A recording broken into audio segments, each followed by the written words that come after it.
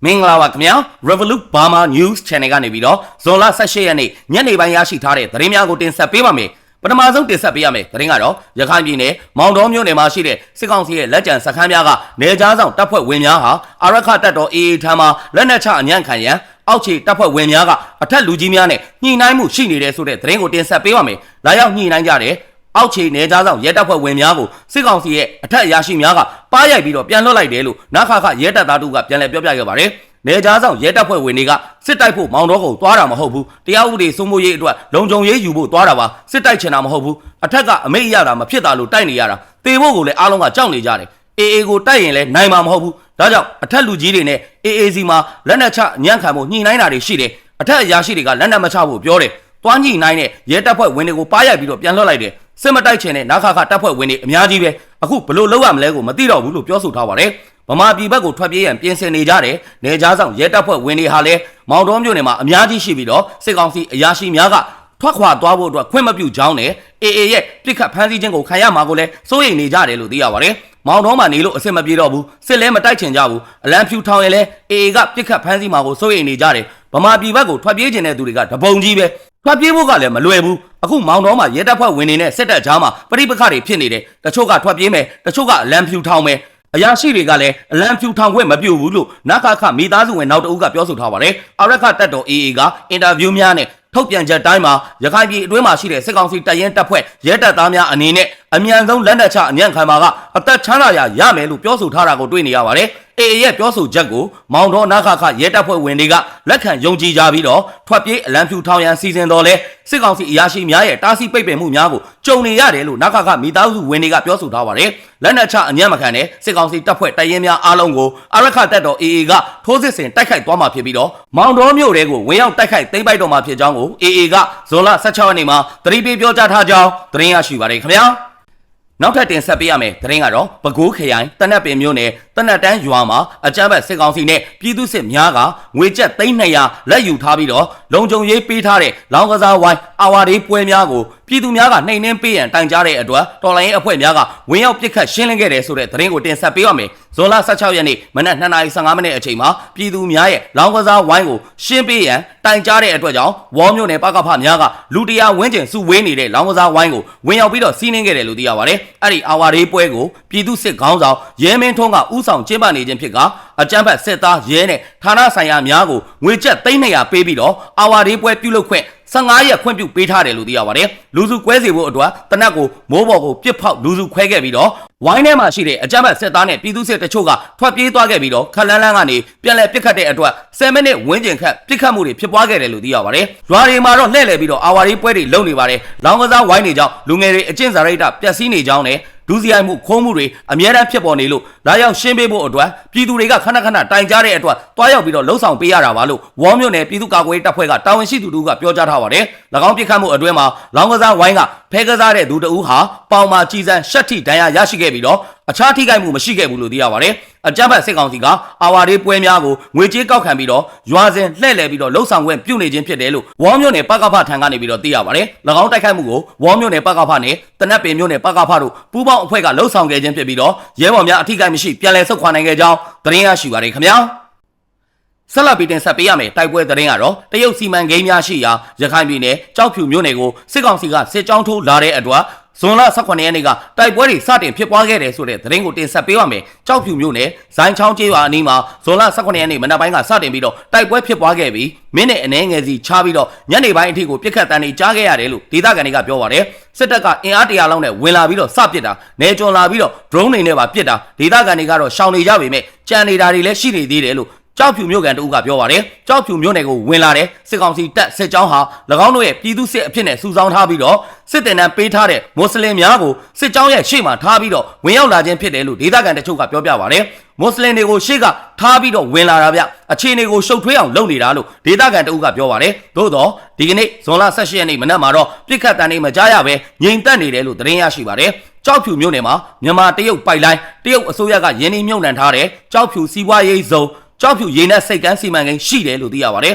။ရခိုင်ပြည်နယ်မှာတိုက်ပွဲများရပ်တန့်စေရေးအတွက်တရုတ်အစိုးရကဆန္ဒရှိတော်လဲစစ်ကောင်စီရဲ့အကြမ်းဖက်လုပ်ရများကြောင်းတိုက်ပွဲဟာရပ်တန့်ရန်မဖြစ်နိုင်သေးကြောင်း AA ကထုတ်ဖော်ပြောကြားထားပါတယ်။ တိုက်ပွဲများအတွင်းမှာတရုတ်ရဲ့စီမံကိန်းများကိုမထိခိုက်စေရေးအတွက်သဘောတူညီမှုများရရှိထားတယ်လို့ရခိုင်စီရေးသတင်းရင်းမြစ်ကပြောကြားထားပါတယ်ရခိုင်ပြည်နယ်မှာ AA ကစစ်ကောင်စီစခန်းများကိုထိုးစစ်ဆင်တိုက်ခိုက်နေတဲ့အချိန်2023ခုနှစ်ဒီဇင်ဘာလ26ရက်နေ့မှာကြောက်ဖြူရေနက်စိတ်ကမ်းစီမံကိန်းအတွက်နောက်ဆက်တွဲစာချုပ်ကိုတရုတ်နဲ့စစ်ကောင်စီတို့လက်မှတ်ရေးထိုးခဲ့ကြတယ်လို့သိရပါတယ်။ဒါအပြင်ရခိုင်ပြည်နယ်မှာရှိတဲ့တရုတ်ရင်းနှီးမြှုပ်နှံမှုများနဲ့ပတ်သက်ပြီးတော့ AA နဲ့တရုတ်တွဲဆုံဆွေးနွေးမှုများရှိခဲ့ကြောင်းအာရခတပ်တော် AA ရဲ့ပြောရေးဆိုခွင့်ရှိသူခိုင်တုခကဇွန်လ10ရက်နေ့ကပြုလုပ်တဲ့သတင်းစာရှင်းလင်းပွဲမှာဖြေကြားထားတယ်လို့သိရပါတယ်။ရခိုင်ပြည်နယ်မှာ AA ကမောင်တော်စစ်တွေတောင်ကုတ်တန်တွဲကြောက်ဖြူဂွအန်းနဲ့မန်အောင်မြို့တို့ကိုသိမ်းပိုက်ရန်ကြံရှိနေသေးပြီးတော့ဆက်လက်ပြီးတော့တိုက်ခိုက်သွားမယ်လို့ AA ကထုတ်ပြန်ထားကြောင်းသတင်းရရှိပါတယ်ခင်ဗျာနောက်ထပ်တင်ဆက်ပေးရမယ်သတင်းကတော့ရခိုင်ပြည်နယ်တောင်ကုန်းမြို့နယ်ပန်းတင်းတိုက်နယ်ကန်စိတ်ကျေးရွာကိုတိုက်ပွဲဖြစ်ပွားခြင်းမရှိဘဲနဲ့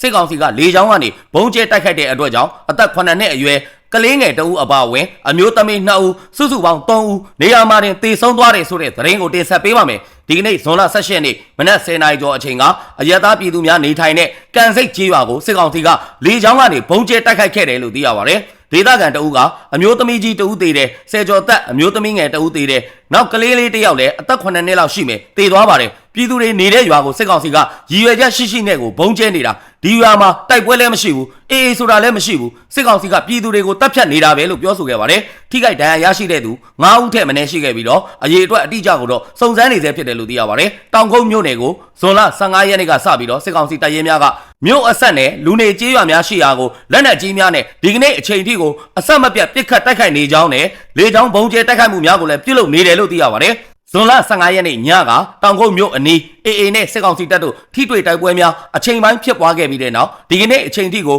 ထိတွေ့တိုက်ပွဲများမရှိခဲ့ဘူးလို့သိရပါတယ်ဇွန်လ15ရက်နေ့ကလည်းစစ်ကောင်စီဘုံကျဲတိုက်ခိုက်ခဲ့တဲ့အတွက်ရွာတိတ်ကဲကျေးရွာကအသက်18နှစ်အရွယ်မောင်အောင်လှိုင်ဝင်းဟာဝမ်းပိုက်မှာဘုံစာထိမှန်ပြီးတော့တောင်ကုန်းဆေးရုံမှာဆေးကုသမှုခံယူနေတဲ့အချိန်သေဆုံးသွားတယ်လို့သိရပါတယ်တောင်ကုတ်တိုက်ပွဲမှာသေဆုံးသူတွေဟာတိုးပွားလာပြီးတော့ဒီကနေ့ဇွန်လ18ရက်နေ့အထိစုစုပေါင်း4ဦးရှိကတန်တွဲတိုက်ပွဲမှာသေဆုံးသူ39ဦးအထိရှိလာပြီဖြစ်ကြောင်းသတင်းရရှိပါတယ်ခင်ဗျာ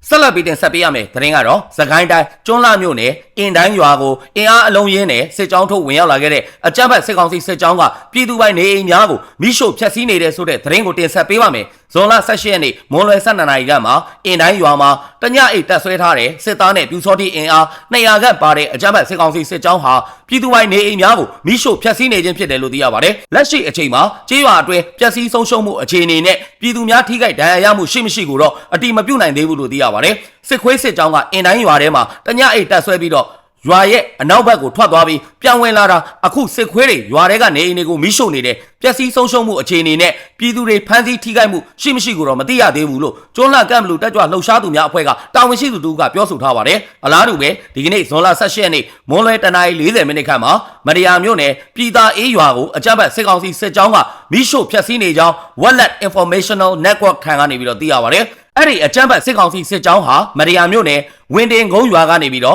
့ပြည်သာအေးရွာကိုစစ်ကြောင်းထိုးဝေရောက်ခဲ့ပြီးတော့နေအိမ်များကိုမိရှို့ဖျက်ဆီးနေခြင်းဖြစ်ကြောင်းသတင်းရရှိပါတယ်ခင်ဗျာဆက်လက်ပြီးတော့တင်ဆက်ပေးရမယ်သတင်းကတော့စစ်ကောင်စီကစစ်မှုထမ်းဥပဒေနဲ့အရွယ်ရောက်ပြီးသားအမျိုးသားများကိုတပ်သားတဲ့စုဆောင်းရာမှာပုံမခတ်ခဲလာတဲ့အတွက်ကြောင့်စစ်မှုထမ်းတင်တဲ့အမှတ်စဉ်9မှာခေါ်ယူရန်သတင်းလွှင့်ထားတဲ့အမျိုးသမီးများကိုအခုချိန်ကလေးကကြိုတင်ပြီးတော့စည်ရင်ကောက်ယူနေတယ်ဆိုတဲ့သတင်းကိုတင်ဆက်ပေးပါမယ်စစ်ရေးအပါအဝင်ဗတ်ပေါင်းစုံရှုံးနိမ့်လာတဲ့စစ်ကောင်းဆောင်က၎င်းတို့အတွက်တပ်သားအင်အားအရေးပေါ်လိုအပ်ချက်ကိုဖြည့်တင်းနိုင်ရေးအတွက်အသက်သွင်းလိုက်တဲ့ပြည်သူစစ်မှုထမ်းဥပဒေနဲ့လူငယ်များအားတပ်သားတဲ့စုဆောင်းခဲ့ရမှာလက်ရှိမှာအမှတ်စဉ်3အထိကိုရောက်ရှိနေပြီဖြစ်တယ်လို့သိရပါတယ်အခုဆိုအမှတ်စဉ်3အတွက်လူစုဆောင်းနေတဲ့အခြေအနေပေါ့အခုအမှတ်စဉ်3မှာဆိုရင်စစ်ကောင်စီအနေနဲ့အရင်အမှတ်စဉ်2ခုထက်ပို့ပြီးတော့ခက်ခဲစုဆောင်းရတာမျိုးတွေပိုဖြစ်လာတယ်လို့ပြောလို့ရတယ်စုဆောင်းလို့ရတဲ့တချို့ကိုဆိုတင်တန်းဘယ်ရက်ဖွင့်မလဲဆိုတာမသိရသေးပေမဲ့တက်သေးကိုတခါတည်းပို့ပြီးတော့ခေါ်ထားနေပြီလို့ BACS ပြောရေးဆိုခွင့်ရှိသူကိုမင်းထအောင်ကပြောဆိုထားပါတယ်အခုအမှတ်စဉ်3အတွက်စစ်တင်တန်းတက်ရောက်ရန်တပ်သားတွေများကို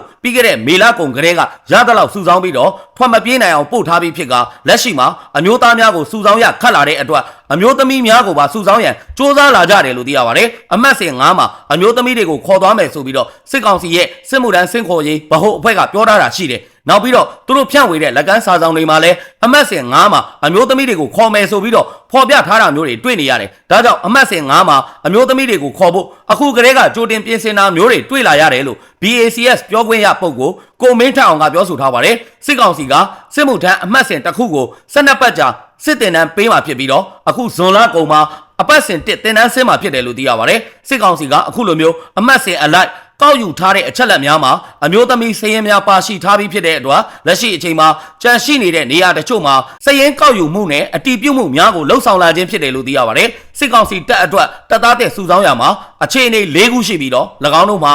ရက်ရွာများကိုစင်းကငွေပေးပြီးတော့ဖြစ်စေတနည်းနည်းနဲ့ဖြစ်စေစီးရုံ၍ဖြစ်စေအမြဲတမ်းစစ်မှုထမ်းရန်အတွက်ပုံမှန်တပ်သားတဲ့စုဆောင်းခြင်းအတင်းအဓမ္မဖမ်းဆီးခေါ်ဆောင်ပြီးတော့စုဆောင်းခြင်းမဝင်မနေရဖိအားပေးပြီးတော့ပြည်သူစစ်အဖြစ်နဲ့စုဆောင်းခြင်းနဲ့ပြည်သူစစ်မှုထမ်းဥပဒေအရစုဆောင်းခြင်းတို့ဖြစ်တယ်လို့သိရပါတယ်။အဲ့ဒီအခြေအနေ၄မျိုးစလုံးကတော့တင်တန်းကျောင်းတွေမှာတင်တန်းတက်ရတာမျိုးရှိပါတယ်။ဒါပေမဲ့အဲ့ဒီတင်တန်းသားတွေတဲကရှေ့တန်းကိုပို့တာကတော့ရှေ့က၃မျိုးကိုပို့တာပေါ့။အမြဲတမ်းစစ်မှုထမ်းဖို့အတွက်စုဆောင်းခံရတဲ့သူတွေနဲ့ပြည်သူစစ်အတွက်စုဆောင်းခံရတဲ့သူတွေဖြစ်နိုင်တယ်လို့ကျွန်တော်အနေနဲ့ယူဆပါတယ်လို့ BACS ရဲ့ပြောရေးဆိုခွင့်ရှိသူကိုမင်းထအောင်ကရှင်းပြခဲ့ပါတယ်။စစ်ကောင်စီကမြည်သည့်နီးလန်းနဲ့မစိုးတပ်သားတဲ့စုဆောင်းမှုများကိုပြုလုပ်နေဦးမှာဖြစ်ပြီးတော့၎င်းတို့ပြောတဲ့စီမင်းစီကံတတ်မှတ်ချက်များဟာဝါဒဖြန့်ယုံတတ်တတ်ပင်ဖြစ်ကြောင်းပြောဆိုခဲ့ပါတယ်စစ်ကောင်စီအနေနဲ့အခုမေလာဇန်ပိုင်းကနေစတင်ပြီးတော့အမျိုးသားများကိုပြည်ပထွက်ပြီးတော့အလုတ်လုတ်ခွင့်ကိုပိတ်ပင်ခဲ့ပြီးတော့အမျိုးသမီးများကိုလည်းပြည်ပထွက်အလုတ်လုတ်ခြင်းအပါအဝင်အခြားသောအကြောင်းအရာများဖြင့်ပါကန့်သက်ပိတ်ပင်မှုများလှုပ်ဆောင်လာနိုင်ကြောင်းဗမာရေးရနဲ့ပဋိပက္ခလေးလာရေးအဖွဲ့ BACS ထံကနေပြီးတော့သိရပါတယ်စစ်မှုထမ်းရန်အတွက်စုဆောင်းခံထားရတဲ့လူငယ်များကိုအဓိကပို့ဆောင်ထားတဲ့တင်နန်းကျောင်းများမှာစစ်အခြေခံလေ့ကျင့်ရေးတပ်စခတများတပ်မတော်တမ်းမြင့်တင်နန်းကျောင်းတတကများအပြင်အမှတ်1အရာခံအကြက်ကြီးတင်နန်းကျောင်းဘာထူးနဲ့တပ်မတော်ကွန်ပျူတာနဲ့ညီးပညာသိပ္ပံတကနာဟိုပုံးကျောင်းတို့ဖြစ်တယ်လို့သိရပါတယ်။ဒါအပြင်အာနာသိန်းစစ်ကောင်စီကစစ်မှုထမ်းအမှတ်စဉ်2အတွက်ပထမအကြိမ်တင်နန်းကျောင်း15ကျောင်းတွေကမှာ10ကျောင်းအပါအဝင်တင်နန်းကျောင်းပေါင်း16ကျောင်းကိုတနိုင်ငံလုံးမှာဖွင့်လှစ်ခဲ့ပြီးတော့လူငယ်အယောက်4000ခန့်ကိုတပ်သားတစ်ဖြစ်တဲ့စုဆောင်းခဲ့တယ်လို့သိရပါတယ်။အဲ့ဒီအရေးအတွက်ဟာ၎င်းတို့သတ်မှတ်ထားတဲ့လစဉ်လူအယောက်9000ခေါ်ယူသွားမယ်ဆိုတဲ့ပမာဏထက်ရော်နေကျဆင်းခဲ့ကြောင်းသတင်းရရှိပါတယ်ခင်ဗျာ။အခုလိုမျိုးမြန်မာတနိုင်ငံလုံးမှာဖြစ်ပွားနေတဲ့စီးရေးသတင်းနိုင်ငံရေးသတင်းများကိုအချိန်ပေးပြီးတော့နားဆင်ပေးတဲ့အတွက် Revolut Burma News Channel ကနေပြီးတော့အထူးပဲကျေးဇူးတင်ရှိပါတယ်ခင်ဗျာ။